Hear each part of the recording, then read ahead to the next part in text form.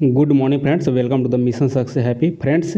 आज इस वीडियो में देखेंगे रसायन शास्त्र का प्रश्न और इसके पहले आप लोग को भौतिक शास्त्र का सभी प्रश्न समाप्त कर दिया गया है। और अगर आप लोग नहीं देखे हैं भौतिक शास्त्र वाला वीडियो तो जा कर के देख लीजिए, प्ले लिस्ट में सभी वीडियो आप लोग को मिल जाएंगे। प्ले लिस्ट आपको घटना चक्र 2024 के नाम से मिलेगा, वहाँ देख लीजिए 4 वीडियो उसमें अपलोड है आपको साइंस का यानी भौतिक का, तो उसको भी आप लोग जाकर देख लीजिए। और यह आपको 5 नंबर का वीडियो होने वाला है, यानी कि यहाँ पे आप लोग को अब स्टार्ट हुआ है रसायन शास्त्र। फ्रेंड्स, इस वीडियो को अच्छे से देखिए आप लोग, और यह बिहार दरोगा और बीएसएससी और बीपीएससी के लिए बहुत ही महत्वपूर्ण इसमें प्रश्न दिया गया है। और यह न्यू एडिशन है, यह 2024 का, ठीक है, यह 2024 का यह बुक है और न्यू बुक है, ठीक है। तो इसको आप लोग सभी अच्छे से देखिए, सामान्य विज्ञान के महत्वपूर्ण सभी प्रश्न इसमें है। तो चलिए स्टार्ट करते हैं कम समय लेते हुए। और यह याद रखिए यह 5 नंबर का है, ठीक है, 5 नंबर का यह वीडियो होने वाला है, यानी 5वां क्लास यहाँ पे चल रहा है। और सुबह आपको 8 बजे अपलोड कर दिया जाता है, और एक वीडियो आप लोग को 10 बजे सुबह अपलोड किया जाता है, जो कि इतिहास का है, ठीक है, यानी हिस्ट्री का सुबह 10 बजे, और साइंस का सुबह 8 बजे अपलोड होता है वीडियो। तो प्रतिदिन आप सभी लोग देखिए, क्योंकि सभी इंपॉर्टेंट यहाँ पे सभी क्वेश्चन रहते हैं। तो इसको देखिए, रसायन आज स्टार्ट कर रहे हैं, इसके पहले भौतिक शास्त्र समाप्त हो गया है। तो चलिए देखते हैं, यहाँ पे पहला क्वेश्चन यहाँ पे परमाणु संरचना से होगा। परमाणु संरचना से यहाँ पे क्वेश्चन स्टार्ट होने वाला है, और यह सभी इंपॉर्टेंट क्वेश्चन के साथ है फ्रेंड्स। आपको हर एग्जाम में यह आपको क्वेश्चन आप लोग को एग्जाम में देखने को मिलेगा। तो यह ये नहीं कि यह दरोगा के लिए और बीपीएससी और बीएसएससी के लिए, यह हर एग्ज़ाम के लिए है, ठीक है। तो चलिए यहाँ पे देख लेते हैं पहला क्वेश्चन। यहाँ पे देखते हैं कि निम्न तत्वों में से किस में न्यूट्रॉन नहीं होता है। देखिए यहाँ पे निम्न तत्व दिया गया है, और यहाँ पे कह रहा है कि किस में न्यूट्रॉन नहीं होता है। तो देखिए इसमें क्वेश्चन आपको सी जो दिया गया है, हाइड्रोजन में यह न्यूट्रॉन नहीं होता है, ठीक है, हाइड्रोजन में न्यूट्रॉन नहीं होता है। देखिए इसका आगे डिटेल्स हम लोग देख लेते हैं। देखिए हाइड्रोजन का परमाणु क्रमांक कितना होता है, 1 होता है, ठीक है। और साधारण हाइड्रोजन समस्थानिक यानी प्रोटियम में कोई न्यूट्रॉन नहीं होता है। जो साधारण हाइड्रोजन होता है उसमें जो प्रोटियम होता है उसमें कोई भी न्यूट्रॉन नहीं होता है। भारी हाइड्रोजन समस्थानिक जिसका ड्यूटेरियम है उसमें 1 न्यूट्रॉन होता है, जबकि अत्यंत भारी हाइड्रोजन समस्थानिक ट्राइटियम है, इसमें 2 न्यूट्रॉन होता है। याद रखना है, अगर यहाँ पे पूछ ले आपको कि हाइड्रोजन के कितने समस्थानिक है, तो 3 समस्थानिक हो जाएगा, प्रोटियम हो जाएगा, ड्यूटेरियम हो जाएगा और ट्राइटियम हो जाएगा। लेकिन प्रोटियम का कोई यहाँ पे इसका न्यूट्रॉन नहीं होता है। बाकी ड्यूटेरियम का 1 होता है, और यहाँ पे ट्राइटियम का 2 न्यूट्रॉन होता है। चलिए एकदम ये सभी याद होने वाला है फ्रेंड, आप लोग को अच्छे से इसको देखते चलिए। आगे 2 नंबर प्रश्न देखते हैं कि रासायनिक गुणों को अपरिवर्तित रखते हुए एक परमाणु के नाभिक के में जोड़े जाने वाले कण है। यानी कह रहा है कि रासायनिक गुण को अपरिवर्तित रहते हुए, यानी कोई परिवर्तित नहीं होगा और इसमें परमाणु के नाभिक में जोड़े जाने वाला कण है, तो कौन है, तो इसमें ऑप्शन आपको न्यूट्रॉन हो जाएगा, ठीक है, ये न्यूट्रॉन इसमें जुटेगा। चलिए इसकी व्याख्या को देखते हैं। यहाँ पे देख लेते हैं फ्रेंड्स कि परमाणु के नाभिक में न्यूट्रॉन कण जोड़ने पर रासायनिक गुण अपरिवर्तित रहेगा। अगर न्यूट्रॉन जुटेगा तो इसके रासायनिक गुण जो हो जाएगा यह जो है अपरिवर्तित रहेगा, कोई परिवर्तन नहीं होगा। आगे देखते हैं कि नाभिक या नाभिकीय कण प्रोटॉन तथा न्यूट्रॉन से बने होते हैं। देखिए नाभिक जो है किससे किससे बना होता है, तो प्रोटॉन और न्यूट्रॉन से। यह क्वेश्चन कई बार पूछा गया है, नाभिक जो है किससे बना होता है, तो प्रोटॉन और न्यूट्रॉन से मिलकर बना होता है, ठीक है। और इस कण को न्यूक्लियस कहते हैं, ठीक है, इस कण को न्यूक्लियस कहते हैं। चलिए अगर यहाँ पे इलेक्ट्रॉन आपको लोग को रहता है, तो इलेक्ट्रॉन जो है बाहर चक्कर लगाता है सिर्फ, ठीक है। चलिए आगे 3 और प्रश्नों को देखते हैं कि एक परमाणु के केंद्र का धनावेशित हिस्सा कहलाता है। अगर यह परमाणु के केंद्र का जो धनावेशित हिस्सा है वह क्या कहलाएगा, तो न्यूक्लियस कहलाएगा, ठीक है, न्यूक्लियस कहलाएगा। यहाँ पे ऑप्शन डी सही हो जाएगा। चलिए इसकी व्याख्या को देखते हैं। यहाँ पे देखिए एक परमाणु के केंद्र का धनावेश हिस्सा नाभिक या न्यूक्लियस कहलाता है। जो धनावेशित हिस्सा होता है वह नाभिक होता है, या उसके न्यूक्लियस भी कह सकते हैं। नाभिक न्यूक्लियस, इंग्लिश में उसको न्यूक्लियस कहते हैं। और परमाणु का केंद्रक होता है, नाभिक जो है क्या होता है, परमाणु का केंद्रक होता है।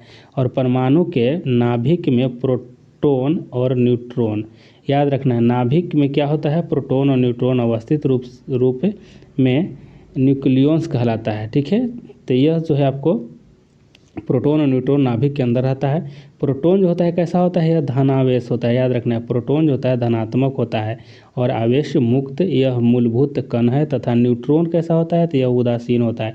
प्रोटॉन धनात्मक होता है और न्यूट्रॉन उदासीन होता है, जिस कारण नाभिक न्यूक्लियस धनावेशित होता है। ठीक है, धनावेशित होता है और प्रोटॉन तथा न्यूट्रॉन का द्रव्यमान 1.67 × 10⁻27 kg होता है। और इस एवं इनकी खोज किसने किया था, तो देखिए प्रोटॉन की खोज किया था गोल्डस्टीन और न्यूट्रॉन को खोज किया था चैडविक ने। याद रखना है, प्रोटॉन की खोज गोल्डस्टीन के द्वारा और चैडविक किसका खोजे थे, तो यह न्यूट्रॉन को खोज किए थे। ठीक है, प्रोटॉन के गोल्डस्टीन। ये सभी इंपॉर्टेंट क्वेश्चन है, इसीलिए आप सभी इसको याद रखिएगा। चलिए 4 नंबर प्रश्नों को देखते हैं कि परमाणु नाभिक के अवयव है, यानी परमाणु के नाभिक में होते क्या क्या है, यह बात पूछा जा रहा है। ठीक है, तो यहाँ पे अवयव कहा है। ठीक है, तो अवयव क्या हो जाएगा, प्रोटॉन और न्यूट्रॉन हो जाएगा। ठीक है, परमाणु के नाभिक में क्या होता है, तो सिर्फ आपको याद रखना प्रोटॉन और न्यूट्रॉन को। ठीक है, यह होता है। आगे परमाणु नाभिक के मुख्य अवयव प्रोटॉन और न्यूट्रॉन है, तथा इलेक्ट्रॉन है तो नाभिक के चारों ओर चक्कर लगाता है। अगर यह इलेक्ट्रॉन की अगर बात कर देता है तो इलेक्ट्रॉन का काम क्या है, तो यह नाभिक के चारों ओर चक्कर लगाने का काम है। चलिए आगे यहाँ पे देख लेते हैं। 5 नंबर प्रश्न है और 5 नंबर में है कि निम्नलिखित में से कौन सा विकल्प गलत है। ठीक है, गलत यहाँ पे कह रहा है, तो इसमें गलत कौन हो जाएगा फ्रेंड्स, यहाँ पे गलत आपको ऑप्शन ए वाला हो जाएगा। ठीक है, ऑप्शन जो ए है यह गलत हो जाएगा। देखिए यहाँ पे क्या कह रहा है कि नाभिक के अंदर प्रोटॉन और इलेक्ट्रॉन की उपस्थिति के कारण परमाणु विद्युत रूप से उदासीन होता है। देखिए यहाँ पे जो कह रहा है कि इलेक्ट्रॉन होता है, इलेक्ट्रॉन थोड़ी होता है इसके अंदर, यहाँ पे तो प्रोटॉन और न्यूट्रॉन होता है। क्या होता है, न्यूट्रॉन होता है। ठीक है, न्यूट्रॉन होता है और न्यूट्रॉन से ही उदासीन होता है। ठीक है, तो यहाँ पे यह जो है गलत हो जाएगा, यानी कि इसका ऑप्शन जो कहा कि इसमें सही कौन है, ठीक है, इसमें गलत विकल्प कहा तो इसमें आपको गलत विकल्प ए वाला हो जाएगा। बाकी यहाँ पे हम लोग विस्तृत इसका देख लेते हैं कि बी में क्या कह रहा है कि इलेक्ट्रॉन ऋण आवेशित होते हैं। तो यह सही बात है कि इलेक्ट्रॉन कैसा होता है, तो ऋण आवेशित होता है तथा इसका द्रव्यमान नगण्य होता है। ठीक है, आगे यहाँ देखते हैं परमाणु संख्या। एक तत्व के परमाणु में प्रोटॉनों की संख्या है, यानी कि जो कह रहा है कि परमाणु जो संख्या होता है वह जो है परमाणु संख्या जो होता है प्रोटॉनों की संख्या के बराबर होता है। ठीक है, यह बात को याद रखिएगा। आगे यहाँ पे देख लेते हैं, जो कह रहा है डी में कि समस्थानिक परमाणु ईंधन के रूप में चिकित्सा क्षेत्र में कार्बन डेटिंग आदि में उपयोगी होता है। सही बात है। ठीक है, तो ये सभी आप लोग इसकी व्याख्या देख लिए।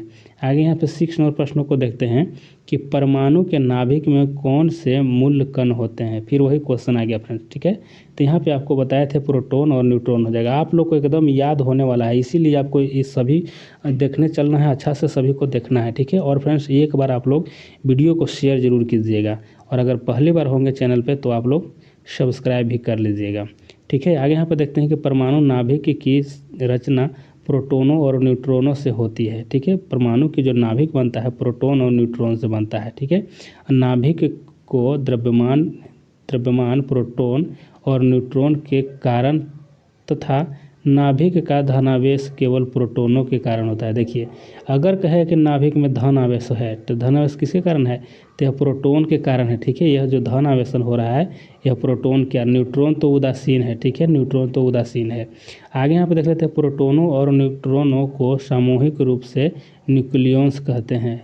ठीक है, न्यूक्लियस कहते हैं क्योंकि ये कण परमाणु न्यूक्लियस यानी नाभिक के घटक होते हैं। ठीक है, नाभिक के घटक होते हैं प्रोटॉन और न्यूट्रॉन। चलिए आगे यहाँ पर देख लेते हैं, यहाँ पे आगे हो जाएगा आपको 7 नंबर प्रश्न देखते हैं। 7 नंबर में हो जाएगा फ्रेंड्स, यहाँ पे थोड़ा सा इसे कर लेते हैं। चलिए आगे यहाँ पे देखते हैं 7 नंबर। देखिए यहाँ कह रहा है कि एक तत्व में इलेक्ट्रॉनों और न्यूट्रॉनों की संख्या क्रमशः 18 तथा 20 है और इस तत्व की द्रव्यमान संख्या पूछ रहा है। एकदम बहुत ही अच्छा क्वेश्चन है फ्रेंड्स, इसको अच्छे से आप लोग समझिएगा। ठीक है, यहाँ पे कह रहा है कि एक तत्व में इलेक्ट्रॉनों और न्यूट्रॉनों की संख्या, यानी इलेक्ट्रॉन 18 है और यहाँ पे कह रहा है यहाँ पे कि न्यूट्रॉन कितना है, न्यूट्रॉन इसमें 20 है। ठीक है, तो इस तत्व के द्रव्यमान संख्या पूछ रहा है। तो यहाँ पे ऑप्शन आपको क्या हो जाएगा, सी हो जाएगा, यानी कि 38 हो जाएगा। कैसे हो गया 38, यहाँ पे हम लोग आगे यहाँ पे समझ लेते हैं। ठीक है, यहाँ पे समझिए, यहाँ पे कह रहा है किसी तत्व के परमाणु के नाभिक में उपस्थित क्या क्या होता है, तो प्रोटॉन और न्यूट्रॉन होता है। ठीक है, तो प्रोटॉन और न्यूट्रॉनों की संख्या का योग जो होता है उस परमाणु की द्रव्यमान संख्या होता है। ठीक है, द्रव्यमान संख्या जो होता है वह क्या होता है, तब प्रोटोनों न्यूट्रॉनों की योग होता है। ठीक है, योग होता है परमाणु यहाँ द्रव्यमान संख्या। और उल्लेखनीय है कि परमाणु में इलेक्ट्रॉनों की संख्या प्रोटोनों की संख्या के बराबर होता है। याद रखना है, यह जो प्रोटॉन आपको दिख रहा है यह इलेक्ट्रॉनों की संख्या के क्या होता है, बराबर होता है। ठीक है, यह जो प्रोटॉन और इलेक्ट्रॉन बराबर होता है, याद रखना है, इलेक्ट्रॉन और प्रोटॉन बराबर होता है। लेकिन प्रोटॉन और न्यूट्रॉन को अगर यहाँ पर मिला लिया जाएगा तो परमाणु द्रव्यमान यानी कि परमाणु द्रव्यमान संख्या हो जाएगा। ठीक है, चलिए आगे इसकी और समझ लेते हैं। यहाँ बराबर होती है जिसके कारण परमाणु विद्युतः उदासीन होता है। ठीक है, आगे यहाँ पे देख लेते हैं कि यहाँ पे कह रहा है कि द्रव्यमान संख्या। ठीक है, द्रव्यमान संख्या आपको पूछा था क्या क्वेश्चन में यहाँ पे पूछा था, आपको बता दिया कि इलेक्ट्रॉन और न्यूट्रॉन दिया था तो द्रव्यमान संख्या आपको पूछ रहा था, तो इसका 38 आंसर था। तो यहाँ पे देखिए द्रव्यमान संख्या बराबर क्या होता है, प्रोटोनों की संख्या प्लस न्यूट्रॉनों की संख्या। ठीक है, तो प्रोटॉन कितना है, प्रोटॉन देखिए यहाँ पे दिया गया है आपको, यहाँ पे 18 है। ठीक है, लेकिन यहाँ पे देखिए आपको अभी भी यहाँ पे जिक्र नहीं किया गया है। ठीक है, प्रोटोनों की बात कहीं नहीं किया गया है। तो देखिए यहाँ पे क्या कहा गया था कि इलेक्ट्रॉनों की संख्या और प्रोटोनों की संख्या बराबर होती है। देखिए यहाँ पे दिया गया है इलेक्ट्रॉनों की संख्या और प्रोटोनों की संख्या क्या होता है, बराबर होता है। ठीक है, तो इलेक्ट्रॉन 18 दिया गया था, तो इलेक्ट्रॉन 18 बराबर 18 मतलब कि यह प्रोटॉन है। ठीक है, प्रोटॉन 18 हो गया। न्यूट्रॉनों की संख्या दिया गया था 20 था। ठीक है, और यह दोनों को जब हम मिला लेंगे तो यही आपको 38 हो गया, यही आपको क्या हो गया, द्रव्यमान संख्या हो गया। ठीक है, तो द्रव्यमान संख्या निकालने के लिए आपको क्या करना है, प्रोटॉन की संख्या और न्यूट्रॉन की संख्या को मिला लेना है। लेकिन वहाँ तो प्रोटॉन दिया नहीं था। ठीक है, वहाँ तो इलेक्ट्रॉन दिया था 18, तो इलेक्ट्रॉनों की संख्या और प्रोटोनों की संख्या बराबर होती है, इसीलिए हम इलेक्ट्रॉन 18 था तो इसको हम प्रोटॉन मान लिए। ठीक है, यहाँ पे देखिए कह रहा है कि इलेक्ट्रॉनों की संख्या प्रोटोनों की संख्या के बराबर होती है। तो यही क्वेश्चन को समझना है फ्रेंड्स, और इसी तरह से सभी क्वेश्चन को हम सोल्व कर लेंगे। तो देखते हैं कि एक नाभिक की द्रव्यमान संख्या।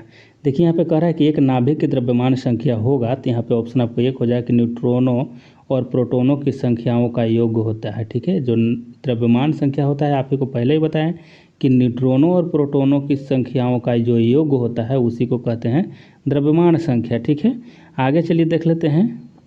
यहाँ पे 9 और प्रश्न है कि प्लूटोनियम न्यूक्लियाइड। ठीक है, प्लूटोनियम न्यूक्लियाइड यहाँ पे दिया गया है आपको कि इसका जो है यह परमाणु द्रव्यमान संख्या कितना है, तो इसका द्रव्यमान संख्या हो गया 242 और यहाँ पे आपको परमाणु क्रमांक कितना है, तो 94। ठीक है, प्लूटोनियम का के नाभिक में यहाँ पे पूछा गया है कि न्यूट्रॉनों की संख्या कितना होगा। ठीक है, तो यहाँ पर न्यूट्रॉनों की संख्या कितना होगा तो इसके बारे में पहले समझ लीजिए।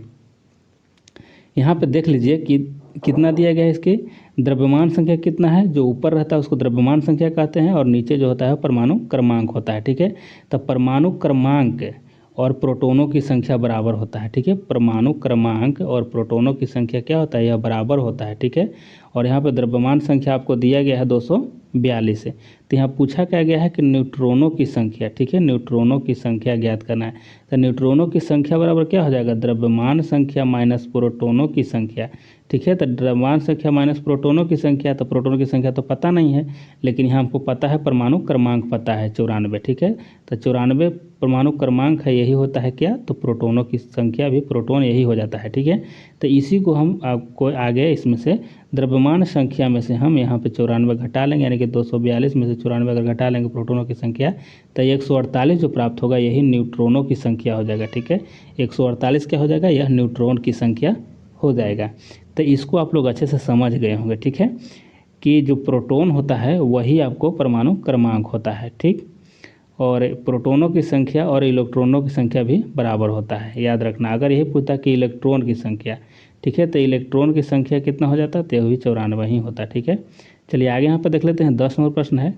10 नंबर में निम्नलिखित में से कौन सा कण आवेश रहित है। देखिए आवेश रहित पूछ रहा है। ठीक है, आवेश रहित है तो यहाँ पे हो जाएगा न्यूट्रॉन। न्यूट्रॉन क्या है कि यह आवेश रहित है, यानी उदासीन यह है। ठीक है, उदासीन यह है। ठीक है, याद रखना है। और यहाँ पे अगर अल्फा कण की बात करेगा तो यह क्या है, यह धनावेशित है। ठीक है, धनावेशित है। चलिए आगे यहाँ पे देख लेते हैं। न्यूट्रॉन विद्युत उदासीन अपरमाणु मानुक कण है। कहें आप पहले ही कि उदासीन होता है, ठीक है न्यूट्रॉन। और न्यूट्रॉनों का द्रव्यमान प्रोटोनों के द्रव्यमान के लगभग बराबर होता है। न्यूट्रॉन का द्रव्यमान और प्रोटॉन का द्रव्यमान लगभग क्या होगा, तो यह लगभग बराबर होता है। तो न्यूट्रॉनों की खोज किसने किया था, तो यह किया गया था जेम्स चैडविक के द्वारा। और कब किया गया था, तो यह 1932 में। याद रखना है, न्यूट्रॉन की खोज किसने किया, तो जेम्स चैडविक के द्वारा और 1932 में किया गया था। चलिए आगे यहाँ पे देख लेते हैं। 11वां प्रश्न है कि निम्नलिखित में से कौन सा एक रेडियोधर्मी तत्व द्वारा उत्सर्जित धनात्मक रूप से आवेशित कण है। देखिए धनात्मक रूप से आवेशित कण हो जाएगा जो अल्फा हो जाएगा, ठीक है। अल्फा कण यह हो जाएगा आपको क्या, तो यह हो जाएगा धनावेशित हो जाएगा। अगर बीटा की अगर बात करता तो यह ऋणावेशित हो जाएगा। बीटा क्या हो जाएगा, ऋणावेशित हो जाएगा, ठीक है। चलिए आगे इसके बारे में हम लोग विशेष देख लेते हैं। चलिए यहाँ पे आगे देखते हैं कि 2 प्रोटॉन और 2 न्यूट्रॉन मिलकर एक अल्फा कण बनाता है, ठीक है। तो देखिए 2 प्रोटॉन और 2 न्यूट्रॉन अगर मिल जाएगा तो क्या बनेगा, यह अल्फा कण बनेगा। लेकिन न्यूट्रॉन तो उदासीन होता है और ये प्रोटॉन जो है यही होता है क्या, तो यह धनावेशित होता है। तो यहाँ जो अल्फा कण हो जाएगा यह धनावेशित हो जाएगा, ठीक है। तो अल्फा कण बनाता है यह दोनों मिल करके, 2 प्रोटॉन और 2 न्यूट्रॉन मिल करके, ठीक है। आगे देखते हैं कि उच्च ऊर्जा वाले इलेक्ट्रॉनों को बीटा कण कहते हैं, ठीक है। बीटा कण जो होता है यह उच्च इलेक्ट्रॉन वाले कण को बीटा कण के रूप में जाना जाता है। स्पष्ट रूप से अल्फा कण प्रोटॉन की उपस्थिति के कारण सकारात्मक रूप से आवेशित होता है। देखिए यहाँ पे कह रहा है कि यह जो अल्फा कण है यह प्रोटॉन के कारण होता है, ठीक है। तो यहाँ पे हम बताए थे आपको कि प्रोटॉन के कारण ही अल्फा कण जो होता है यह धनावेशित होता है, ठीक है, सकारात्मक होता है। और न्यूट्रॉन तो उदासीन ही होता है। आगे यहाँ पर देखते हैं कि जबकि बीटा कण इलेक्ट्रॉन की उपस्थिति के कारण ऋणात्मक होता है। बीटा कण में क्या होता है कि इलेक्ट्रॉन रहता है जिसके कारण यह ऋणात्मक होता है। देखिए फ्रेंड्स, आप लोग को एकदम एक बार में दिमाग में अटने वाला है। अगर ऐसे हम लोग देख लेते हैं कि जो नालायक बेटा होता है, ठीक है, बेटा की बात करते हैं, ठीक है, बीटा, ठीक है। यह जो बेटा है क्या करता है, कर्जा लेने का काम करता है, यानी कि ऋण लेने का काम करता है, ठीक है। बीटा जो है यह ऋण लेने का काम करता है, ऋणात्मक है, ठीक है। तो हम यह याद करने के लिए आप लोग को बोल रहे हैं, यह आपको याद जरूर हो गया होगा कि याद रखिएगा कि बेटा जो था वह क्या करता है, बेटा कर्जा लेता है। सब बेटा की बात हम नहीं कर रहे हैं, सब बेटा की बात नहीं कर रहे हैं, इतना जान लीजिए। कुछ कुछ है जो कि कर्जा में डुबा देता है बाप को, ठीक है। तो वही बेटा है ये, ठीक है, वही बेटा है कि ऋणात्मक यानी कि कर्जा लेकर के डुबा दिया, ठीक है, या बाप को। तो याद रखना है बीटा कण जब भी बोले तो ऋणात्मक याद रखना है, ठीक है। और अल्फा कण जब भी बोले तो यह धनात्मक हो जाएगा, ठीक है। चलिए आगे इसमें और समझ लेते हैं। यहाँ पे बताएं आपको कि ऋणात्मक होता है बीटा कण, और कैथोड किरण एक डिस्चार्ज ट्यूब में नकारात्मक इलेक्ट्रॉन कैथोड छोड़ने वाले इलेक्ट्रॉनों की एक धारा होती है, ठीक है। तो यहाँ मुख्य रूप से यही याद करना था आपको कि बीटा कण जो होता है ऋणात्मक होता है और अल्फा कण जो होता है यह क्या होता है, सकारात्मक आवेशित होता है, या इसको कह सकते हैं हम लोग धन आवेशित होता है। चलिए आगे यहाँ पर देख लेते हैं 12 का, कि एक तत्व के समस्थानिक अलग अलग होते हैं।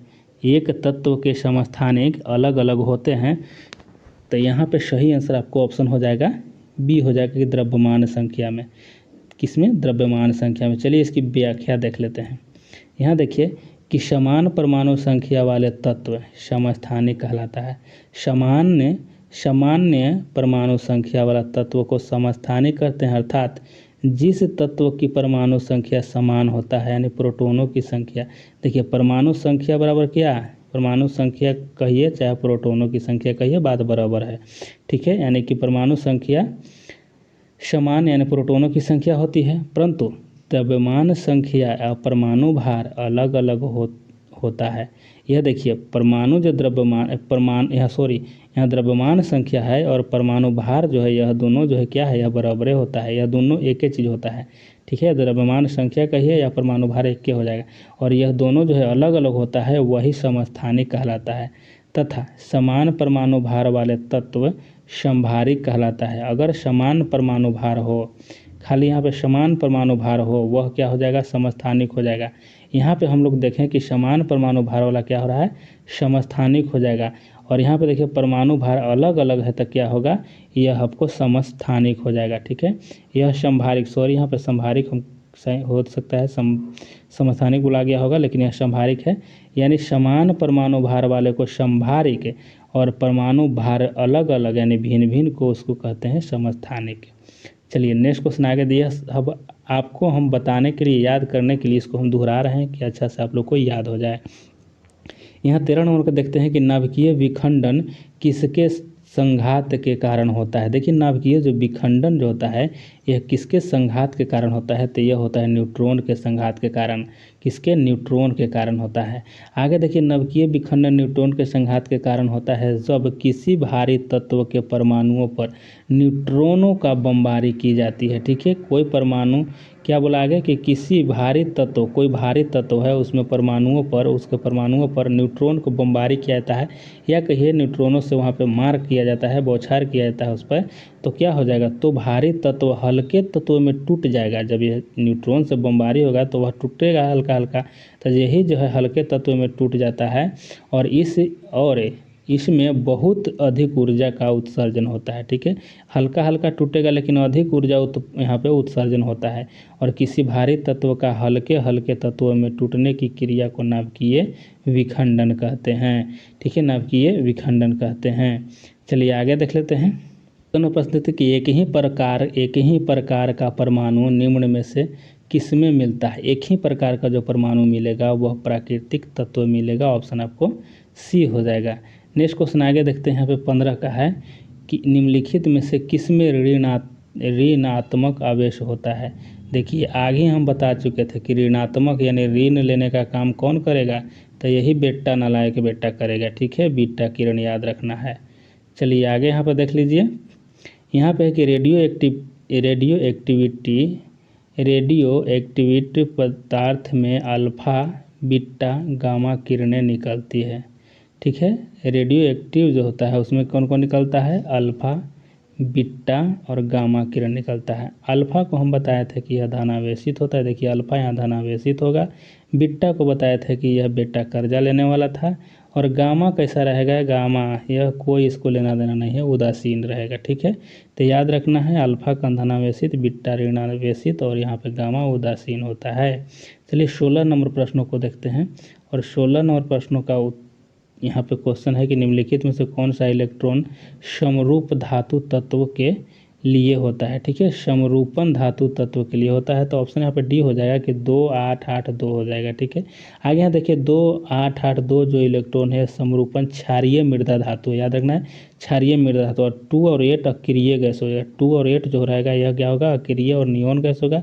और 2 8 7 जो हो जाएगा, 7 क्या है, तो यह हाइड्रोजन है यानी कि क्लोरीन है। ठीक है, क्लोरीन हो जाएगा। और 288 जो हो जाए यह अक्रिय गैस आर्गन हो जाता है। ठीक है, चलिए आगे यहाँ पे देख लेते हैं। 17 नंबर प्रश्न है यहाँ पे कि जिस तत्व के परमाणुओं में 2 प्रोटॉन 2 न्यूट्रॉन, देखिए 2 प्रोटॉन 2 न्यूट्रॉन और 2 यहाँ पे इलेक्ट्रॉन हो तो उस तत्व को द्रव्यमान संख्या कितनी होगी। देखिए यहाँ पे समझने वाली बात हो जाएगा आपको। ठीक है, देखिए यहाँ पे कहा कि द्रव्यमान संख्या पे पूछा गया है। द्रव्यमान संख्या बराबर क्या होता है, प्रोटोनों की संख्या प्लस न्यूट्रॉनों की संख्या, प्रोटोनों की संख्या प्लस न्यूट्रॉनों की संख्या। तो हमको पता है कि 2 प्रोटॉन है और 2 न्यूट्रॉन है। ठीक है, तो यहाँ पे देख लीजिए कि 2 प्रोटॉन है और 2 न्यूट्रॉन है। अगर आपको लग रहा है तो यहाँ पे 4 हो जाएगा। ठीक है, अगर आपको लग रहा है कि तो यहाँ पे तो 2 यहू कह रहा है, 2 इलेक्ट्रॉनों का तो नाम लिया, तो 2 या 2 4, यहाँ पे 2 या 2 4 तो हो गया और ये 2 छोड़ दिए कहिएगा, तो ऐसा बात नहीं है। आपको पहले ही बताए थे कि 2 इलेक्ट्रॉन और प्रोटॉन बराबर होता है। ठीक है, इलेक्ट्रॉन और प्रोटॉन का मान जो होता है बराबर होता है। तो यहाँ पे हम 2 को तो प्रोटॉन ले लिए, चाहे 2 को प्रोटॉन इसका ना लेकर के हम यहाँ पे 2 को इलेक्ट्रॉन लेते थे, क्योंकि ये दोनों का मान बराबर होता है। ठीक है, तो वही यहाँ पे हो गया। ठीक है, तो यहाँ पे 4 हो जाएगा, सही आंसर आपको बी हो जाएगा। नेक्स्ट क्वेश्चन आगे यहाँ पे देख लेते हैं। यहाँ पे किसी परमाणु नाभिक का आइसोटोप वह नाभिक है जिसमें क्या होता है, तो जिसमें यहाँ पे देखिए ऑप्शन बी हो जाएगा, प्रोटॉनों की संख्या वही होती है परंतु न्यूट्रॉनों की संख्या भिन्न होती है। प्रोटॉनों की संख्या वही होती है परंतु न्यूट्रॉनों का संख्या भिन्न होता है। इसी को आइसोटोप कहते हैं। किसको, इसी को आइसोटोप कहते हैं, आइसोटोप कहते हैं। ठीक है, आइसोटोप का मतलब क्या हो गया, समस्थानिक हो गया। ठीक है, समस्थानिक। ठीक है, याद रखना आइसोटोप को। चलिए नेक्स्ट क्वेश्चन आगे देखते हैं। वो परमाणु जो द्रव्यमान संख्या में असमान होते हैं परंतु नाभिक पर समान वैद्युत आवेश होते हैं, यानी समान प्रोटॉनों की संख्या में समान होते हैं और इन्हें समस्थानिक यानी आइसोटोप कहते हैं। आगे यहाँ पे देख लेते हैं 19 नंबर प्रश्न है कि कोलायड कण के आकार की सीमा होती है। तो कोलायड कण के आकार की सीमा कितना होता है? 10⁻⁷ मीटर से लेकर के 10⁻10 मीटर तक होता है। यह क्या है? तो कोलायड कण है, याद रख लेना इसको। चलिए नेक्स्ट क्वेश्चन आगे यहाँ पे देख लेते हैं। चलिए इसको देख ही लेते हैं कि कोलायड कण के आकार की सीमा लगभग 10⁻⁷ मीटर से 10⁻10 मीटर होती है और इसके कणों को नग्न आँखों की सहायता से नहीं देखा जा सकता है बल्कि सूक्ष्मदर्शी की सहायता से देखा जा सकता है और इसके कण छन्ना पत्र के आर पार आ जा सकता है। कोलायड के विभिन्न प्रकार निम्नलिखित है, जैसे सोल हो गया, कोलायड है, जेल हो गया, कोलायड है, एरोसोल हो जाएगा या कोलायड हो जाएगा।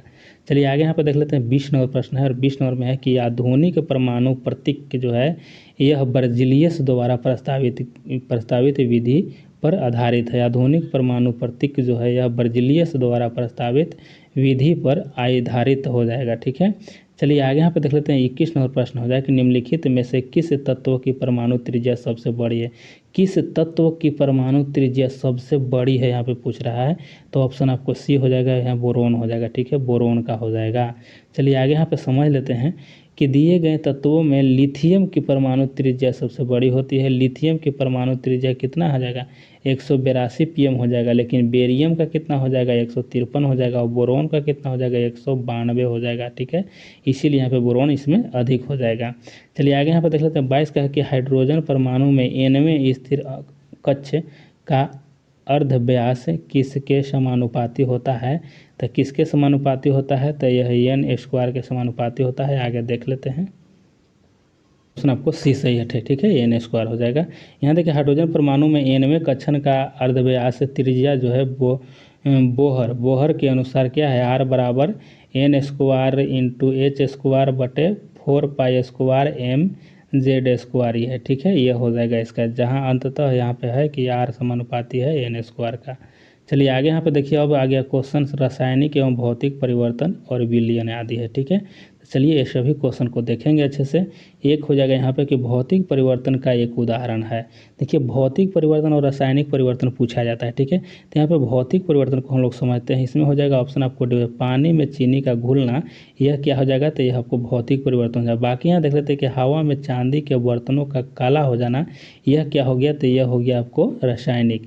मोमबत्ती का जल जाना, देखिए मोमबत्ती जो है जल के क्या हो गया? खत्म हो गया। ठीक है, दूध से दही बन जाना, ठीक है, बनना, चाहे कागज का जलना, ये सभी रासायनिक है। रासायनिक का मतलब है कि वह जल करके समाप्त हो गया। फिर और भौतिक का मतलब होता है कि दोबारा वह अपने ही रूप में आ जाना, यानी कि वह उसको फिर दोबारा से लाया जा सकता है, उसको भौतिक परिवर्तन कहते हैं। और जो दोबारा नहीं लाया जा सकता है उसको हम क्या कहेंगे? तो रासायनिक परिवर्तन कहेंगे। जैसे मोमबत्ती है यहाँ, तो मोमबत्ती देखिए जल गया तो क्या हो गया? मोमबत्ती जल के तो खत्म हो गया, फिर दोबारा मोमबत्ती हो सकता है, लेकिन यह जो हो जाएगा कि यह नहीं होगा। ठीक है, यानी कि यह रासायनिक हो जाएगा। लेकिन अगर यही रहता है मोमबत्ती का पिघलना, ठीक है, अगर यहाँ पे आपको लगता कि पिघलना हो जाता, ठीक है, तो पिघलना होता तो यह क्या होता? मोमबत्ती का पिघलना अगर हो जाता तो यह आपको भौतिक हो जाता। ठीक है, भौतिक परिवर्तन हो जाएगा। लेकिन पिघल के क्या हो रहा है? पिघल के तो मोम नीचे बन रहा है, मोम नीचे जम जा रहा है और फिर इसको चाहेंगे तो मोमबत्ती हम बना देंगे। यह जो मोम पिघल करके हम मेरे पास आया, इसको हम फिर मोमबत्ती बना देंगे, यानी कि फिर दोबारा से बना सकते हैं। दोबारा से जो बनेगा उसी को भौतिक परिवर्तन कहते हैं। चलिए आगे यहाँ देख लेते हैं। यहाँ पे आगे है कि भौतिक प्रक्रिया वह प्रक्रिया है जिसमें कारक को हटा देने पर भौतिक प्रक्रिया में भाग लेने वाले पदार्थ पुनः अपनी पूर्ववर्ती अवस्था में आ जाता है। भौतिक प्रक्रिया अस्थायी एवं उत्क्रमणीय होती है और पानी में चीनी का घुलना एक भौतिक परिवर्तन है, क्योंकि वाष्पन द्वारा चीनी को पुनः प्राप्त किया जा सकता है। ठीक है, चलिए आगे यहाँ पे देख लेते हैं। 2 नंबर प्रश्न है और 2 नंबर में है कि किस नियम के अनुसार समान ताप और दाब पर सभी गैस के निश्चित आयतन में अणुओं की संख्या समान होती है? तो ऑप्शन डी हो जाएगा अवोगाड्रो का नियम में। ठीक है, अवोगाड्रो के नियम में हो जाएगा। आगे यहाँ देखते हैं, अवोगाड्रो के नियम के अनुसार सामान्य ताप दाब पर सभी आदर्श गैस के समान आयतन, में कणों या अणुओं की संख्या समान होती है और किसी गैस के 1 ग्राम मोल अणुओं की संख्या को अवोगाड्रो संख्या कहा जाता है। चलिए आगे यहाँ देख लेते हैं। 3 नंबर में है कि संघनन क्या है। ठीक है, संघनन क्या है तो हम लोग आगे यहाँ देख लेते हैं। संघनन है तो संघनन क्या है, तो यहाँ पे ऑप्शन आपको क्या हो जाएगा, सी हो जाएगा कि वाष्प का द्रव्य में परिवर्तन जो होता है यही संघनन होता है। यहाँ पे है देखते हैं कि जब कोई द्रव्य तरल पदार्थ में परिवर्तित होती है तब इस स्थिति को संघनन कहा जाता है। अर्थात संघनन एक ऐसी प्रक्रिया है जिसमें कोई गैस संगठित होकर अर्थात ठंडी होकर द्रव अवस्था में बदल जाती है। उदाहरण के लिए बादल, कोहरा, वर्षा इत्यादि में प्रदर्शित किया जा सकता है इसको।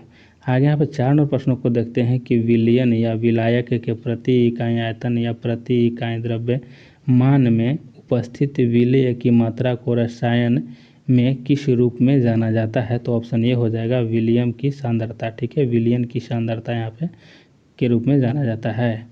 आगे चलिए देख लेते हैं। यहाँ पे 5 नंबर प्रश्न है कि पानी का इलेक्ट्रोलिसिस डैश है, तो यहाँ पे ऑप्शन बी हो जाएगा विघटन प्रक्रिया हो जाएगा। ठीक है, पानी का इलेक्ट्रोलिसिस जो होता है यह विघटन प्रक्रिया है। चलिए आगे यहाँ पर देख लेते हैं इसके बारे में कि पानी का इलेक्ट्रोलिसिस एक विघटन अभिक्रिया है जिसमें पानी अपने घटक तत्वों हाइड्रोजन तथा ऑक्सीजन में टूट जाता है। ठीक है, यहाँ पे H2O जो है क्या है, यह जल का सूत्र हो जाएगा। ठीक है, और यहाँ पे H2G है, यह हाइड्रोजन है, और यहाँ पे प्लस H2G जो है ऑक्सीजन है। ठीक है, और इसी में देखिए 1 नंबर में यहाँ देखते हैं कि आयोग द्वारा जारी उत्तर कुंजी में यह जो है डी को ही सही माना गया है। चलिए यहाँ पे हम लोग देख लिए और आगे यहाँ पे 6 नंबर प्रश्नों को देखते हैं कि रसायन विज्ञान के अनुसार निम्न में से कौन सा भौतिक परिवर्तन का उदाहरण है। ठीक है, तो लोहे में जो जंग लगना है यह भी आपको यह जो हो जाएगा आपको रासायनिक है। ठीक है, भौतिक परिवर्तन यहाँ पे पूछ रहा है। चलिए आगे देख लेते हैं। ऑप्शन में हो जाएगा इसमें सही आंसर ऑप्शन आपको बी हो जाएगा कि पानी का उबलना। पानी का उबलना क्या है, तो यह आपको भौतिक परिवर्तन हो जाएगा। ठीक है, भौतिक परिवर्तन हो जाएगा। चलिए आगे यहाँ पर देख लेते हैं कि पानी का उबलना एक भौतिक परिवर्तन है क्योंकि अभिक्रिया समाप्त होने पर यह पानी पुनः अपने मूल अवस्था में आ जाएगा। अन्य उदाहरण जो है जैसे बर्फ़ का पिघलना, मोम का पिघलना आदि, ये सभी जो है यह भौतिक परिवर्तन है। आगे देख लेते हैं कि ठोस कपूर से कपूर वाष्प बनने की प्रक्रिया को कहते हैं, तो यह ऑप्शन डी हो जाए ऊर्ध्वपातन इसको कहते हैं। ठीक है, अगर ठोस से कपूर वाष्प बनने की क्रिया को क्या कहते हैं, ऊर्ध्वपातन कहते हैं। चलिए आगे यहाँ पर देख लेते हैं। यहाँ पे हो जाएगा आपको कि घरेलू LPG सिलेंडर में दाब मापक नहीं प्रदान किए जाते हैं क्योंकि यहाँ पे ऑप्शन डी इसका सही हो जाएगा कि ये LPG द्वारा चोक हो जाता है, इसी कारण से इसमें दाब मापक नहीं होता है। चलिए आगे यहाँ पे देख लेते हैं। 9 नंबर प्रश्न है। 9 नंबर में हो जाएगा कि कथन पर विचार करना है कि शुद्ध जल में नमक को घोलने से जल का क्वथनांक बढ़ जाता है एवं जल का हिमांक घट जाता है। आगे यहाँ पर देख लेते हैं कि जल में जब मिथाइल अल्कोहल डालते हैं तो जल का क्वथनांक घट जाता है। ठीक है, तो यह दोनों स्टेटमेंट आपको देखने को मिला। इसमें सही क्या होगा, इसमें हो जाएगा सही आपको ऑप्शन आपको इसमें डी हो जाएगा। ठीक है, यानी कि इसमें दोनों सही हो जाएगा। ठीक है, इसमें दोनों जो दिया गया स्टेटमेंट दोनों सही है। चलिए नेक्स्ट क्वेश्चन आगे यहाँ पे देखते हैं। नेक्स्ट क्वेश्चन है यहाँ पे 10 नंबर क्वेश्चन देखते हैं। 10 नंबर में यहाँ पे है कि निम्नलिखित कथनों पर विचार करना है। ठीक है, तो यहाँ पे कथन दिया गया है और इसी पर हम लोग विचार करेंगे। तो इसका सही आंसर हम लोग पहले देख लेते हैं। ऑप्शन इसमें 1 और 2 दोनों सही है इसमें। ठीक है, यानी 1 और 2 दोनों सही है, यह सही नहीं है। यानी क्रिस्टलीकरण शुद्ध पदार्थ के क्रिस्टलों को उनके विलयन से निकालने की प्रक्रिया है। क्रिस्टलीकरण के दौरान घटक परमाणुओं और अणुओं के बीच एक बंध स्थापित होता है। तो यहाँ पे ऑप्शन आपको ये जो 2 को दिया गया स्टेटमेंट दोनों सही है, ऑप्शन इसमें बी सही हो जाएगा। आगे यहाँ पर देख लेते हैं। 11 नंबर प्रश्न है कि दूध उदाहरण है एक, तो दूध जो है उदाहरण किसका हो जाएगा। यहाँ पे बी और सी दोनों दिया गया है। ठीक है, उत्तर में आपको हो जाएगा क्या, तो कोलायड विलयन का हो जाएगा और इमल्सन का हो जाएगा। चलिए इसकी व्याख्या देखते हैं। यहाँ पे देखिए कि कोलायड एक विष मांगी मिश्रण होता है और इनमें मिश्रण के कण बहुत सूक्ष्म होते हैं। कोलायड के कई रूप या प्रकार है, जैसे एरोसोल हो जाएगा, यह कोलायड का ही रूप है। गैस माध्यम में द्रव्य का मिश्रण होता है एरोसोल, ठीक है। इमल्सन भी हो जाएगा, यह क्या है, इमल्सन, यह कोलायड ही है।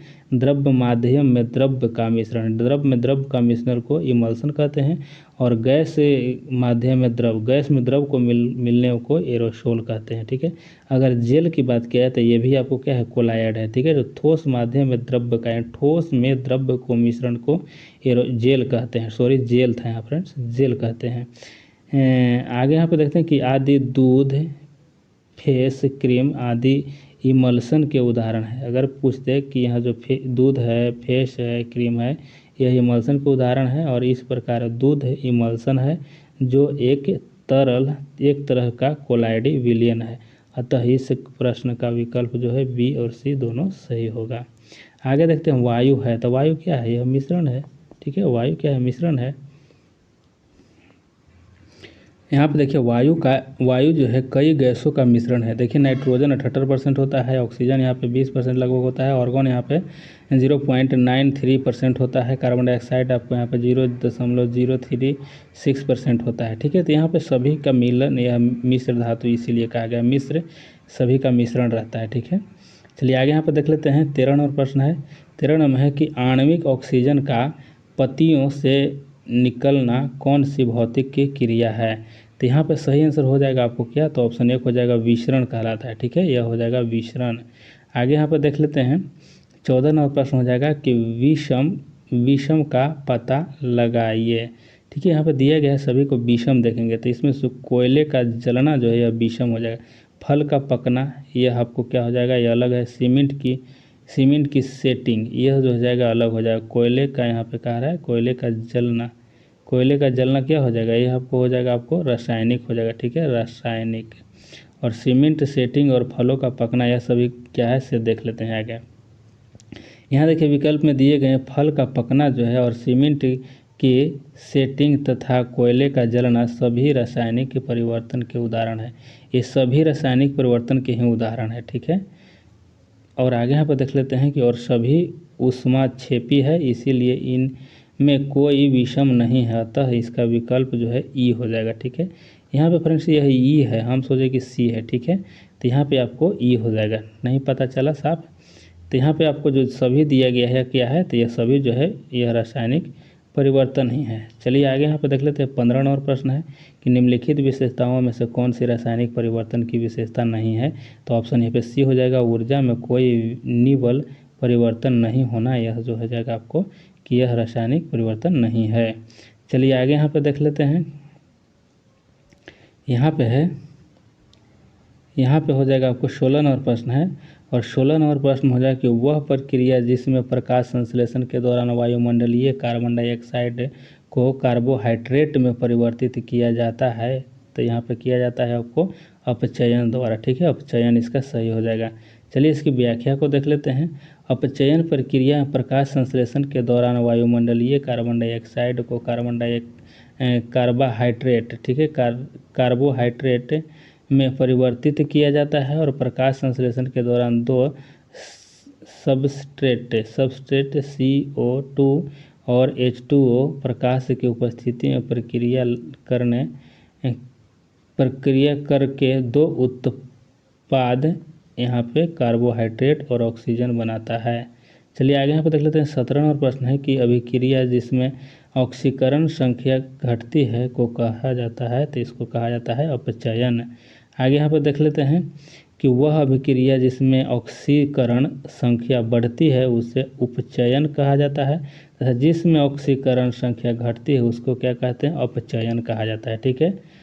चलिए आगे यहाँ पर देख लेते हैं। 18 नंबर प्रश्न हो जाएगा कि निम्नलिखित विकल्प में से किस एक विकल्प में सामग्रियों को उसके कणों के बीच इसके आकर्षण बल के बढ़ते क्रम में व्यवस्थित किया गया है और सही विकल्प को चुनना है। तो ऑप्शन 1 हो जाएगा कार्बो, यहाँ पे हाइड्रोजन हो जाएगा गैस, और पानी हो जाएगा, और लौह धातु हो जाएगा। चलिए आगे देखते हैं। आगे यहाँ पे हो जाएगा आपको, अब यहाँ पे है अकार्बनिक रसायन है। ठीक है, अकार्बनिक रसायन से प्रश्नों को देखते हैं। यहाँ पे निम्नलिखित में से कौन सा एक तत्व नहीं है? तो तत्व इसमें से गैस जो है तत्व नहीं है, धातु है, अधातु है, उपधातु है, लेकिन गैस जो है यह क्या है? तो यह गैस जो है यह जो है धातु नहीं है, तत्व नहीं है। ठीक है, तत्व नहीं है। तो आगे देखते हैं, आवर्त सारणी में तत्वों की 3 प्रमुख भागों तथा धातु, अधातु, उपधातु, यही है, धातु है, अधातु है और उपधातु में विभाजित किया गया है। ठीक है, तत्वों को 3 भाग में विभाजित किया गया है, धातु, उपधातु और यहाँ पे अधातु में। ठीक है, आगे यहाँ पर देख लेते हैं कि hydrogen, boron, carbon, nitrogen, oxygen, fluorine, phosphorus, sulphur, chlorine, selenium, bromine और यहाँ पे आयोडीन तथा सभी अक्रिय गैसों को अधातुओं की श्रेणी में रखा गया है। चलिए आगे यहाँ पर देख लेते हैं, 2 और प्रश्न है कि आधुनिक रसायन शास्त्र का जनक किसे कहा जाता है? तो यह लेवोजियर को कहा जाता है। ऑप्शन आपको सी सही हो जाएगा। नेक्स्ट क्वेश्चन आगे यहाँ पर देख लेते हैं कि नीला थोथा रासायनिक रूप से है। तो नीला थोथा रासायनिक रूप से क्या है? कॉपर सल्फेट है। ठीक है, नीला थोथा कॉपर सल्फेट हो जाएगा और नीला थोथा का सूत्र यहाँ पे CuSO4 × 5H2O हो जाएगा। ठीक है, इसका सूत्र हो जाएगा नीला थोथा का। चलिए आगे देख लेते हैं, यहाँ पे देखिए 4 नंबर प्रश्न हो जाएगा कि निम्न में से किसे अनबूझा चूना कहते हैं? अनबूझा चूना जो कहा जाता है या बुझा हुआ चूना, यहाँ पे देखिए CaO हो जाएगा। ठीक है, CaO को अनबूझा चूना कहा जाता है। कैल्शियम ऑक्साइड CaO को क्विक लाइम अनबूझा चूना कहते हैं और यह जो है कमरे के तापमान पर क्रिस्टलीय ठोस होता है। ठीक है, चलिए आगे यहाँ पर देख लेते हैं, यहाँ पे हो जाएगा 5 नंबर प्रश्न है। 5 नंबर के चूने का पानी किसके द्वारा दूधिया हो जाता है? तो यह आपको ऑप्शन बी हो जाएगा CO2 के, या CO2 के द्वारा ही यह दूधिया हो जाता है चूने का पानी। चूने का पानी कैल्शियम हाइड्रॉक्साइड के तनु जलीय विलयन का सामान्य नाम है। जब कार्बन डाइऑक्साइड गैस को चूने के पानी में से प्रवाहित करते हैं तो चूने का पानी जो है दूधिया हो जाता है। 6 नंबर प्रश्नों को देख लेते हैं कि निम्नलिखित में से कौन सा सीमेंट का प्रमुख घटक है? तो ऑप्शन यहाँ पे ई हो जाएगा, यहाँ पे ठीक है ई हो जाएगा। चलिए देखते हैं व्याख्या में इसको।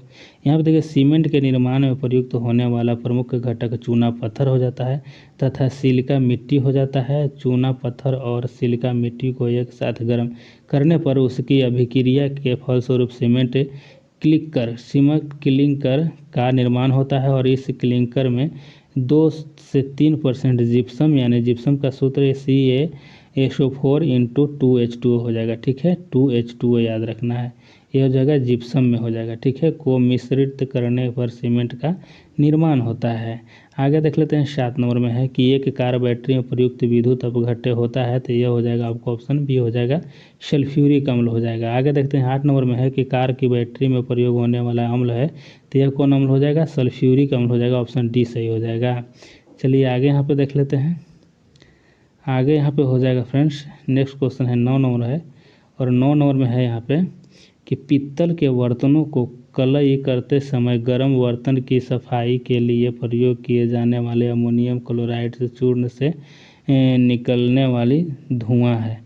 तो यह ऑप्शन आपको क्या हो जाएगा? डी हो जाएगा, अमोनियम और हाइड्रोक्लोरिक एसिड का है। ठीक है, आगे यहाँ पे देख लेते हैं, सोने को घोला जा सकता है। तो एक्वारेजिया जो हम लोग जानते हैं, ठीक है, सोने को एक्वारेजिया में घोला जा सकता है। एक्वारेजिया सांद्र नाइट्रिक और हाइड्रोक्लोरिक अम्ल का आयन है। आयन की दृष्टि से यहाँ पे हो जाएगा क्या? तो 1:3 का मिश्रण होता है। अतः इस प्रश्न का कोई भी विकल्प सही नहीं है। आगे देखते हैं, CO समूह का आबंध क्रय क्या है? तो यहाँ पे ऑप्शन आपको डी हो जाएगा, 3 हो जाएगा। ठीक है, CO के लिए। आगे यहाँ पे देख लेते हैं, यूरेनियम से क्या बनता है? तो यूरेनियम से यहाँ पे देखिए बिजली बनता है। चलिए नेक्स्ट क्वेश्चन आगे देखते हैं, यूरेनियम से क्या बनता है? तो बिजली बनता है। ठीक है, चलिए 13 नंबर देखना है कि पानी में घुलने पर उसके कठोर बनने वाली यौगिक है। तो यहाँ पे ऑप्शन सी हो जाएगा, CaHCl3 के होल 2 हो जाएगा। ठीक है, यहाँ पे ऑप्शन आपको सी सही हो जाएगा। नेक्स्ट क्वेश्चन आगे यहाँ पे देखते हैं 14 नंबर में है कि क्षारीय यानी बेसिक लेड कार्बोनेट का व्यापारिक नाम है। तो यहाँ पे ऑप्शन 1 हो जाएगा कि सफ़ेद यानी वाइट लेड हो जाएगा। नेक्स्ट क्वेश्चन आगे यहाँ पे देखते हैं 15 नंबर में है कि निम्नलिखित में से किसका वजन सबसे अधिक होता है। तो सी हो जाएगा CaCO3 के 2 मोल हो जाएगा, इसी का सबसे ज़्यादा वजन हो जाएगा। आगे यहाँ पे देख लेते हैं, यहाँ पे हो जाएगा आपको 16 का कि निम्नलिखित में से कौन सा पदार्थ है टिंडल प्रभाव दिखाता है। तो ऑप्शन यहाँ पे डी हो जाएगा, उपयुक्त में से एक से अधिक जो है इसमें टिंडल प्रभाव दिखाया जाता है। चलिए इसके विस्तृत जानकारी आगे देख लेते हैं। यहाँ पे हो जाएगा कि जब प्रकाश की किरण को उसके तरंगदैर्घ्य के बराबर आकार के कणों वाले कोलाइडल घोल से गुजारा जाता है तो प्रकाश के प्रकीर्णन के फलस्वरूप उसका पथ या प्रक्षेपक दिखाई देने लगता है और इस घटना को टिंडल प्रभाव कहते हैं। दिए गए विकल्प में दूध तथा स्टार्च सॉल्यूशन यानी कोलाइड घोल है, अतः यह टिंडल प्रभाव दर्शाता है। अब देखिए फ्रेंड्स, यहाँ पे हो जाएगा धातुएं, खनिज और अयस्क और गुणधर्म का उपयोग। जैसे लोहे का विशुद्धतम रूप है, तो यहाँ पे ऑप्शन डी हो जाएगा, पीटवा लोहा जो है ये आपको विशुद्धतम रूप हो जाएगा लोहे का। नेक्स्ट क्वेश्चन आगे यहाँ पे देख लेते हैं। 2 नंबर प्रश्न हो जाएगा कि निम्नलिखित में से किसका गलनांक सबसे उच्च होता है। तो ऑप्शन ए हो जाएगा, बोरोन का हो जाएगा। ठीक है, बोरोन का सबसे ज़्यादा गलनांक होता है। आगे यहाँ पे देख लेते हैं 3 नंबर प्रश्न है कि नीलम यानी रूबी का रासायनिक सूत्र है। तो ऑप्शन यहाँ पे ये हो जाएगा Al2O3 जो है यह नीलम का सूत्र हो जाएगा। आगे देखिए, नीलम रूबी एक रत्न श्रेणी का खनिज है और इसका रासायनिक सूत्र Al2O3 है। नीलम प्राकृतिक में भी मिलता है और एक प्रकृति भी बनाया जाता है। ठीक है, अब मतलब कृत्रिम बनाया जाता है, प्रकृति में तो मिल भी करता है, लेकिन एक जो है आपको क्या बनाया जाएगा, तो एक आपको बनाया जाएगा कृत्रिम। ठीक है, कृत्रिम भी बनाया जा सकता है इसको। आगे यहाँ पर देख लेते हैं नेक्स्ट क्वेश्चन। यहाँ पे हो जाएगा फ्रेंड्स 4 नंबर प्रश्न यहाँ पे अब हो जाएगा, थोड़ा छोटा कर लेते हैं। आगे यहाँ पर देखते हैं कि वेल्डिंग में प्रयोग होने वाली गैस है। तो वेल्डिंग में जो प्रयोग गैस होता है ऑक्सीजन और एसिटिलीन होता है। ऑक्सीजन और एसिटिलीन जो होता है यह वेल्डिंग में प्रयोग होता है। एसिटिलीन जो होता है फल को पकाने में भी इसको प्रयोग किया जाता है। आगे देख लेते हैं नेक्स्ट क्वेश्चन देखते हैं। यहाँ पे 5 नंबर प्रश्न है कि गैल्वेनाइज्ड लोहे की पाइप पर परत होती है। तो ऑप्शन ए हो जाएगा, जस्ते का परत होता है।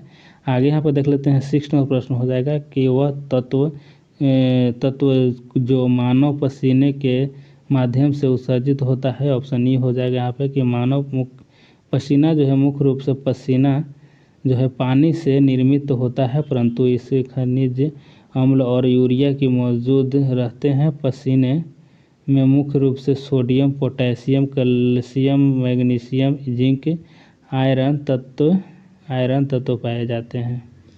चलिए आगे यहाँ पर देख लेते 7 नंबर प्रश्न है कि निम्न में से कौन सा एक अलौह धात्विक खनिज है। अलौह धात्विक खनिज हो जाएगा, ऑप्शन सी इसमें हो जाएगा, कोबाल्ट हो जाएगा। नेक्स्ट क्वेश्चन आगे यहाँ पर देखते हैं।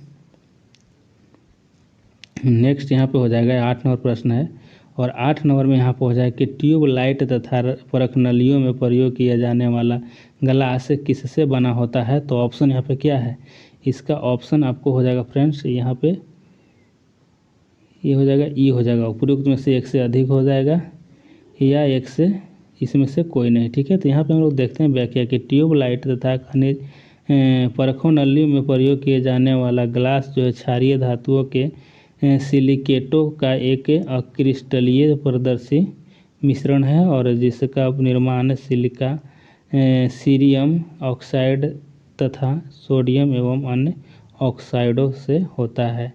आगे 9 नंबर को देख लेते हैं। 9 नंबर यहाँ पे है फ्रेंड्स कि निम्न में से किस धातु की विद्युत चालकता सबसे अधिक है। तो यहाँ पे ऑप्शन आपको बी हो जाएगा, रजत का, यानी चांदी का सबसे ज़्यादा चालकता होता है। चलिए इसका सीक्वेंस देख लेते हैं। देखिए चांदी है यहाँ पे, उसके बाद तांबा हो जाएगा, उसके बाद एल्यूमिनियम हो जाएगा, उसके बाद बेरियम हो जाएगा और कैल्शियम सबसे लास्ट होता है।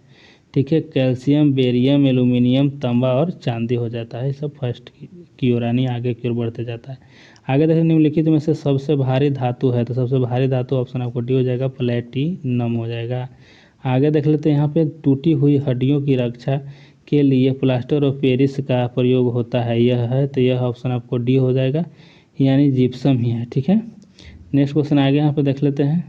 अगर पूछ जाए आपसे प्लास्टर ऑफ पेरिस का सूत्र क्या हो जाएगा, तो यहाँ पे CaSO4 इंटू हाफ H2O हो जाएगा, CaSO4 इंटू हाफ H2O हो जाएगा। ठीक है, इसको प्लास्टर ऑफ पेरिस कहा जाता है। चलिए आगे देख लेते हैं। यहाँ पे हो जाएगा प्लास्टर ऑफ पेरिस का सूत्र यहाँ पूछा गया है, तो प्लास्टर ऑफ पेरिस का सूत्र अभी हमने बताया कि इसका ऑप्शन आपको क्या हो जाएगा, इसका भी CaSO4 into 2 whole 2 into H2 हो जाएगा। ठीक है, इसमें परिवर्तित हो गया है। ठीक है, इसका आपको ऑप्शन जो है यहाँ पे सूत्र यहाँ पे हो जाएगा क्या, तो यहाँ पे ऑप्शन बी हो जाएगा। ऐसे हम इसको ऐसे भी लिख सकते हैं कि CaSO4 इंटू हाफ H2O। ठीक है, तो ये सब देख लेना है। चलिए आगे यहाँ देख लेते हैं खनिज मिनरल्स क्या है। खनिज जो है क्या है, तो ये ऑप्शन बी हो जाएगा, अकार्बनिक ठोस हो जाएगा। सबसे अधिक क्रियाशील धातु कौन सी है, तो सबसे अधिक क्रियाशील आपको हो जाएगा पोटेशियम हो जाएगा, यहाँ पे जो दिया गया है उसके अनुसार, ऑप्शन के अनुसार। आगे यहाँ पे देख लीजिए, देखिए पोटेशियम सबसे ज़्यादा ज्वलनशील है, सोडियम उससे कम है, कैल्शियम उससे कम है और आयरन सबसे कम है। चलिए आगे देख लेते हैं कि निम्न में से किसे श्वेत धातु भी कहा जाता है, तो यहाँ पे श्वेत धातु किसको, मूल रूप से श्वेत धातु लेड एवं लिथियम या अन्य धातुओं द्वारा कैडमियम विषमत एवं जस्ते की मिश्र धातु होती है। आगे यहाँ पे देख लेते हैं 16 का, कि उत्कृष्ट धातुओं के संदर्भ में निम्न वाक्यों पर विचार कीजिए। तो यहाँ पे फ्रेंड्स देख लेना है सभी को। यहाँ पे एक में है क्या, कि उत्कृष्ट धातु प्राकृतिक में शुद्ध रूप से पाए जाते हैं और यूरेनियम एवं सीसा उत्कृष्ट धातु के उदाहरण हैं। ठीक है, तो यह सभी जो बताया गया यह हो जाएगा क्या, इसमें देख लेते हैं कि इसका सही हो जाएगा 1 और 2 दोनों सही था इसमें। आगे यहाँ देख लेते हैं कि निम्न धातुओं में से कौन रसायन ताप पर द्रव्य है, सामान्य ताप पर द्रव्य है, तो यह हो जाएगा क्या, ऑप्शन आपको भी हो जाएगा, पारा जो है द्रव्य के रूप में रहता है। आगे यहाँ पे देख लेते हैं कि किस खनिज से रेडियम प्राप्त किया जाता है, तो ऑप्शन यहाँ पे बी सही हो जाएगा आपको, पिच ब्लेड। ठीक है, पिच ब्लेड सही इसका हो जाएगा। आगे यहाँ पे देख लेते हैं कि वायु में थोड़ी देर रहने पर किसी धातु के ऊपर हरे रंग के बेसिक कार्बोनेट की परत जम जाती है, वह धातु है, तो यह हो जाएगा तांबा हो जाएगा, ऑप्शन 1 हो जाएगा। आगे देख लेते हैं 20 नंबर प्रश्न है कि निम्नलिखित में से किस खनिज द्वारा लोहा प्राप्त किया जाता है, तो यहाँ हो जाएगा ऑप्शन डी हो जाएगा, हेमेटाइट हो जाएगा। नेक्स्ट क्वेश्चन आगे यहाँ पर देख लेते हैं कि विरंजक चूर्ण के लिए कौन सा कथन असत्य है, तो यहाँ पे हो जाएगा असत्य कि जल में अधिक विलय होता है, यह असत्य हो जाएगा। बाकी हल्के पीले रंग का चूर्ण होता है, यह सही बात है। आगे चलिए देख लेते हैं, यहाँ पे है कि ऑक्सीकरण होता है और तनु अम्ल की प्रक्रिया में क्लोरीन निष्कासित करता है। ठीक है, तो यहाँ पे आप लोग को ऑप्शन ये सही था इसका। चलिए आगे यहाँ देख लेते हैं 22 नंबर प्रश्न है, और 22 नंबर में है कि जिस धातु क्रम प्रक्रिया के अंतर्गत धातु मिश्रित अर्थव्यवस्था में पाई जाती है वह कहलाते हैं या कहते हैं, तो यहाँ पे प्रगलन कहलाता है। आगे यहाँ पे देख लेते हैं 23 नंबर में है कि जस्ते से एक एक बर्तन पर विद्युत लेपन की विधि में, यहाँ पे क्या हो जाए, ऑप्शन सी हो जाए कि बर्तन को ऋण ध्रुव और शुद्ध जस्ते को धन ध्रुव बनाया जा सकता है, ऑप्शन यहाँ पे सी हो जाएगा। आगे यहाँ पे देख लेते हैं, आगे यहाँ पे है 24 नंबर प्रश्न है। ठीक है, 24 नंबर में है कि जंग लगे लोहे के वजन में निम्न में से कौन सा परिवर्तन होता है, तो देखिए यहाँ क्या हो जाएगा, यह लंबे समय तक बढ़ता है, यह पहले घटता है और फिर बढ़ता है, यह पहले बढ़ता है और फिर घटता है, तो यह सभी 24 का क्या हो जाएगा इसका सही आंसर, 24 का हो जाएगा यहाँ पे सही आंसर आपको राइट ए हो जाएगा। ठीक है, कि यह लंबे समय तक बढ़ता है। चलिए नेक्स्ट क्वेश्चन आगे देख लेते हैं। आगे हो जाएगा यहाँ पे क्या है 25 नंबर क्वेश्चन है। ठीक है, 25 नंबर के जस्ते से बनता है। ठीक है, जस्ता से क्या बनेगा, तो जस्ता से बनता है यहाँ पे विद्युत बैटरी बनता है।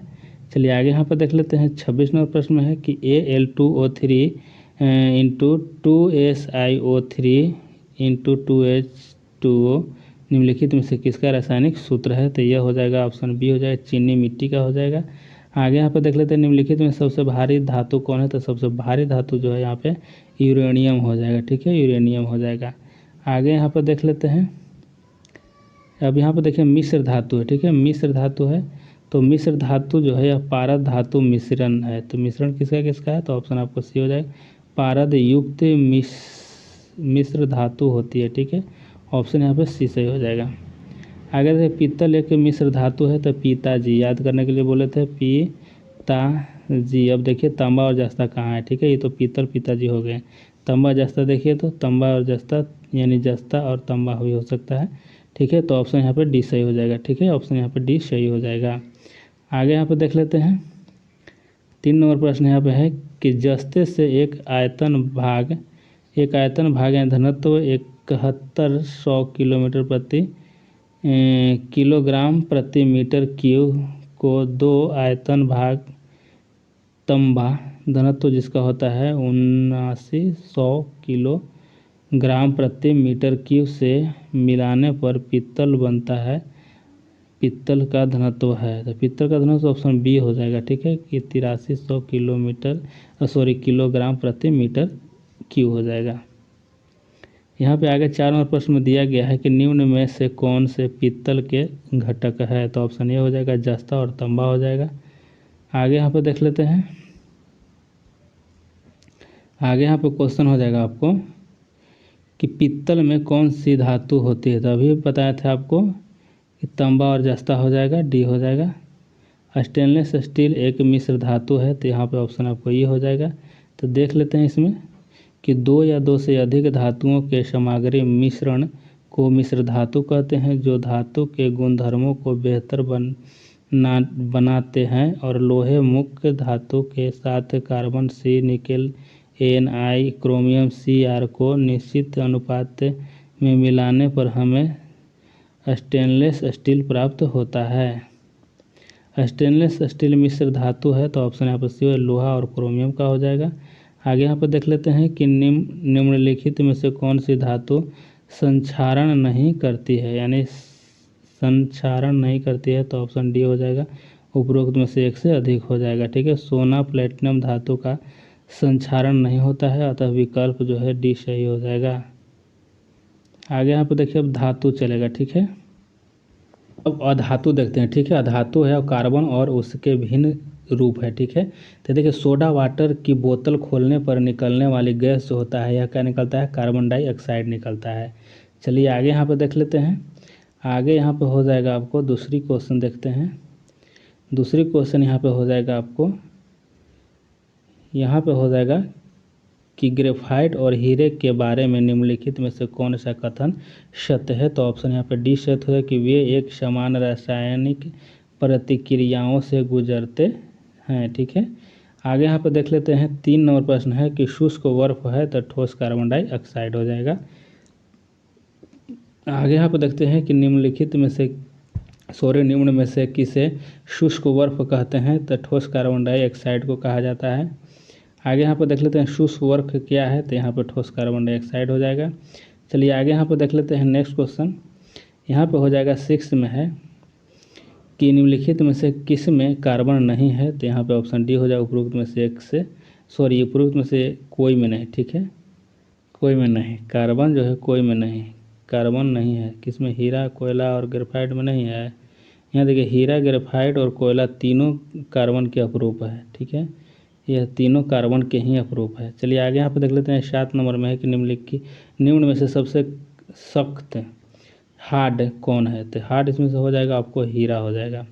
नेक्स्ट क्वेश्चन आगे देख लेते हैं कि वाहनों से निकलने वाली गैस कौन सी है, तो यहाँ पे ऑप्शन क्या हो जाएगा, इसमें कोई नहीं दिया गया। देख लेते हैं यहाँ पे कि वाहनों से मुख्यतः carbon dioxide, carbon monoxide, nitrogen के ऑक्सीजन सल्फर डाइऑक्साइड एवं हाइड्रोकार्बन उत्सर्जित होते हैं। अतः इस विकल्प के उत्तर में एक से अधिक विकल्प सही हो जाएगा।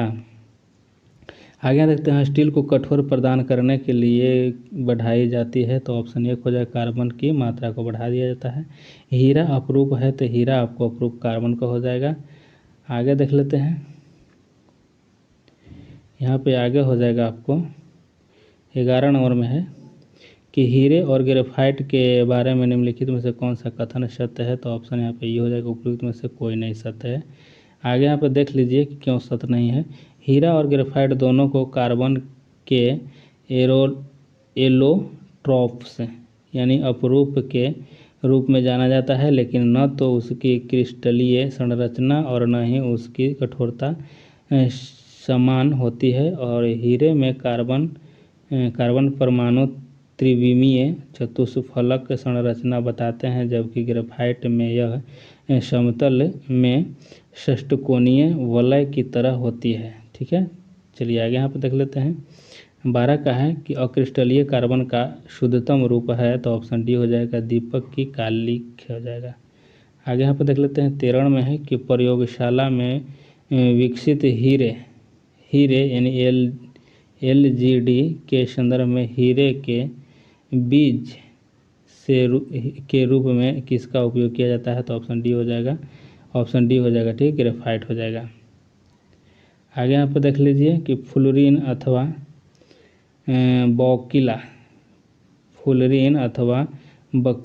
बक्की बॉल डैश कार्बन परमाणुओं का बना होता है, तो यह हो जाएगा आपको, यह क्या हो जाएगा, ऑप्शन देख लेते हैं इसका 14 का आंसर क्या हो जाएगा।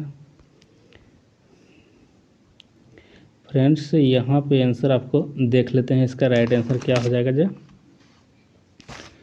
कहाँ गया, इसका आंसर है आपको, इसका ई हो जाएगा। ठीक है, इसका ई था, तो छोड़िए इसको, अगला में हम उसको देखेंगे। ठीक है, फ्लोरीन जो है कार्बन का यह जो है स्वरूप है जिसमें 60 कार्बन परमाणु होते हैं। ठीक है, और इसका उपयोग जो है अतिचालकता, अर्धचालकता, स्नेहक आदि के रूप में प्रयोग किया जाता है। फ्रेंड्स आगे आप लोग को नेक्स्ट चैप्टर इसी का आएगा यहाँ पे, और क्या आएगा, हाइड्रोजन और उसके यौगिक आएगा। उसके बाद सल्फर, नाइट्रोजन, हैलोजन, अक्रिय गैस, सभी को देखेंगे। तो आप लोग वीडियो को एक बार शेयर ज़रूर कर दीजिएगा। आप लोगों को कंटिन्यू वीडियो अब 6 नंबर का आप लोग यानी 6 क्लास आप लोग को जल्द ही अपलोड किया जाएगा। और आपको बता दिए कि 8 बजे प्रतिदिन इसको देखिए और 10 बजे आप लोग हिस्ट्री को देखिए। ठीक है, साइंस 8 बजे और हिस्ट्री 10 बजे।